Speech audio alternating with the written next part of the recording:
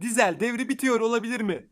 Herkese merhaba arkadaşlar. Sizlere elektrikli ekskavatörleri anlatacağım.